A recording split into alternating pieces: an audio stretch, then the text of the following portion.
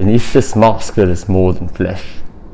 Beneath this mask there is an idea, and ideas are bulletproof. Halloween's coming up pretty soon, and if you need ideas for a low-budget last-minute costume, then this mask might just be the thing that you need. It's originally the mask of the character V from Vendetta that is modeled after the masks that are used at Guy Fawkes parties, though personally, when I was in England, I've never actually seen one of these masks before watching the movie. And if you're not familiar with V for Vendetta, then you probably recognize it from the internet as a hacker mask, or the mask that's popularly used by the hacker group Anonymous because of the ideas that are inspired in that movie. And as a last-minute costume idea, it's awesome because if you want to dress up as a hacker, then you just need to wear this mask and a black hoodie like I'm doing right now.